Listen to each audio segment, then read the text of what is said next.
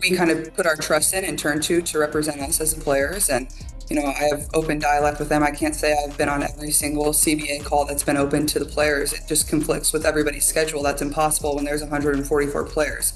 You can't line up a call that is going to work for every single person. So you have to be very intentional. And if you have questions, you can reach out to those people. And there's certainly been people that I've reached out to and had communication with. So I think you just rely on that and rely on the people that are in those positions that you trust them, and they're going to do the best representing the entire group. In the fast-moving, high-stakes world of corporate public relations, top executives often rely on a simple survival strategy known as plausible deniability. When a company is in serious trouble, internal fights, bad press, and public backlash, the smartest leader sometimes chooses not to get pulled into the chaos. Instead, they step back and make it clear they were not involved in the problem. Over the past 17 months, the WNBA Players Association has faced growing turmoil. Collective bargaining talks have struggled. Union leaders have been criticized for poor handling of negotiations.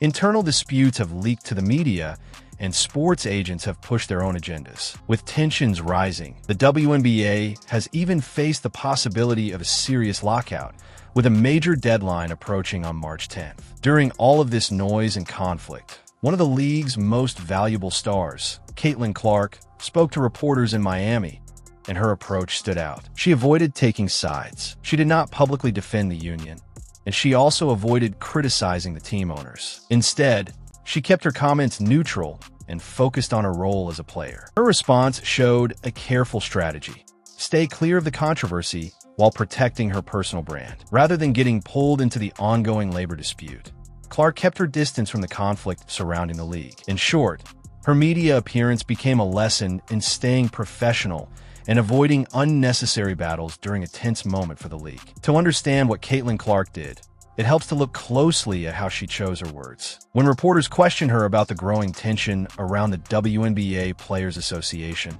many expected a strong stance. Some hoped she would openly support a strike or pledge full loyalty to union leadership. Others were looking for a quote that could be used in the ongoing conflict with team owners. But Clark avoided stepping into that fight. Instead of repeating the union's messaging or criticizing ownership, she kept her answers measured and neutral. Her tone was calm, her comments brief, and she avoided language that could tie her personal brand to the dispute. This approach created distance between herself and the labor battle surrounding the WNBA. By doing so, she protected her public image while the debate over contracts, negotiations, and a possible lockout continued in the background. In simple terms, Clark focused on what she could control: her performance, her career, and her growing influence in the sport, while staying out of the political and financial conflict happening within the league. In dialect with them, I can't say I've been on every single CBA call that's been open to the players. It just conflicts with everybody's schedule. That's impossible when there's 144 players.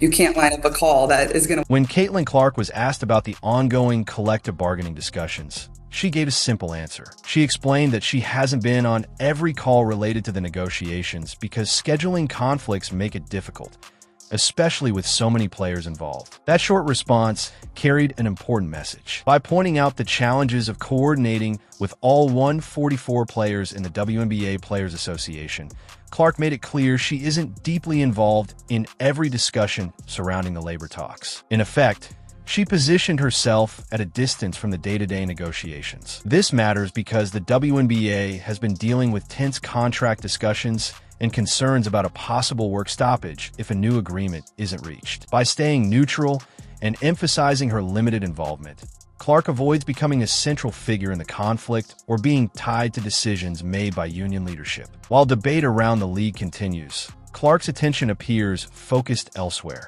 on her development as a player and opportunities beyond the current dispute. One of those opportunities includes preparing for international competition with United States women's national basketball team, where players train for global events such as the FIBA Women's Basketball World Cup qualifiers. In other words, while negotiations and deadlines create pressure inside the league, Clark's public comments keep her centered on basketball and the broader stage of international competition. Very, very small numbers, so getting to play in just this World Cup qualifier obviously is a huge honor within itself. And, I know getting to put on the jersey will be super special. And, these are the teams I watched growing up. My favorite players played on these teams. So everybody knows what an honor it is.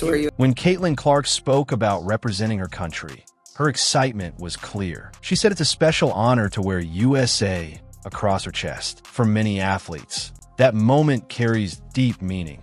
And for Clark, it also highlights how her career now reaches far beyond one league. While the WNBA continues dealing with labor negotiations and uncertainty around the WNBA Players Association, Clark's opportunities extend to international basketball. Playing for the United States women's national basketball team in events connected to the FIBA Women's Basketball World Cup qualifiers gives her a global stage and keeps her visible even when the league itself is facing challenges. Her growing influence is also clear in the media world. Major broadcasters such as TNT Sports have invested in international basketball coverage, reflecting the strong interest in top players and global competitions. At the same time, Clark has used the offseason to focus on her body and performance. During her rookie year, she played a demanding schedule that followed immediately after her college season at Iowa Hawkeyes women's basketball. Like many first-year professionals, she dealt with fatigue and the physical adjustment to the pro game. The break between seasons gave her time to recover, train, and strengthen areas that take heavy stress during a long basketball schedule. Athletes often use this period for conditioning, skill work, and recovery so they can return stronger for the next season. In short, while discussions around the league continue, Clark's focus appears to be on preparing for the next stage of her career, both with her team and on the international stage. More than anything, just really excited. I know how much work and how much time I've put in to make sure my body's as healthy as it can be, and to get back not only to a point where I feel like I'm myself, but I feel like I'm even better than, where I was at the beginning of last season. And I started off. Caitlin Clark recently explained how much effort she put into improving her health during the offseason. She said she spent a great deal of time making sure her body recovered fully, and that she now feels not only like herself again, but even stronger than she did at the start of last season. That statement stands out when you remember what her rookie year in the WNBA looked like. Clark handled a heavy workload and constant defensive pressure while adjusting to the professional level after leading the Iowa Hawkeyes women's basketball in college. Despite fatigue and the physical grind of the season, she still delivered standout performances. The long break between seasons gave her something every athlete values: time to recover and train. According to her comments, she focused on strengthening her body, improving conditioning, and getting back to full health so she could return feeling better than before. Notably, Clark stayed away from additional off-season competitions and focused on controlled training instead. Some WNBA players chose to participate in outside events, such as the unrivaled Women's Basketball League. But Clark prioritized rest, workouts, and recovery. Her approach reflects a common strategy among elite athletes: protect the body during the offseason, rebuild strength, and prepare for the next season at a higher level. If her assessment is accurate, opponents may be facing a player who returns not just recovered, but improved. Obviously a ton of that, but there's, you need to just go out there and play pickup and play 5-on-5 with the guys, or play threes, and just trying to get my lungs in the best shape I possibly can without really playing a competitive game.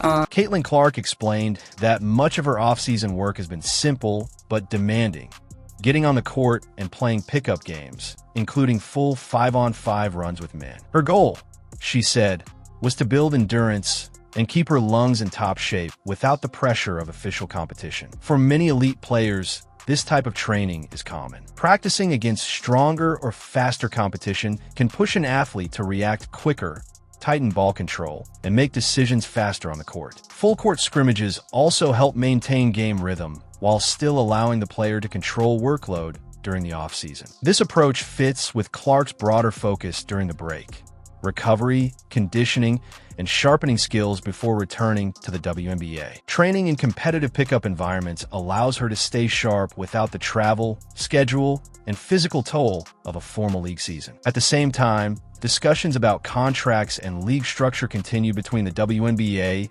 Players Association, and team owners. Those negotiations shape the business side of the league, while players like Clark focus on preparing physically and mentally for the next season. In short, while the league works through its challenges, Clark has spent the offseason doing what many top athletes do: training intensely, improving conditioning, and making sure she returns to the court ready to perform at an even higher level. In the middle of all the tension surrounding the WNBA and the WNBA Players Association, Caitlin Clark has taken a very careful approach. Instead of stepping into the public fight over labor negotiations, she has stayed focused on her career and avoided making strong political statements. By doing that, she keeps her name separate from the conflict while the league and the union continue their discussions. At the same time, Clark has expanded her opportunities beyond the league. Preparing to represent the United States women's national basketball team in events connected to the FIBA Women's Basketball World Cup qualifiers gives her a global platform. Major broadcasters like TNT Sports are also investing in international basketball coverage, showing how much interest there is in the sport and its biggest stars. Off the court, Clark says she has spent months rebuilding her strength and conditioning. She focused on recovery, training, and pickup games to improve her stamina and skills. Her goal was simple: return to the court feeling stronger than she did last season. Taken together, her strategy seems clear: stay out of the league's internal disputes, keep improving as a player, and take advantage of opportunities on the international stage. Whether this approach turns out to be a smart long-term move will become clearer when the next season begins and the league's negotiations are resolved. For now, Clark appears focused on basketball, preparation, and the next step in her career.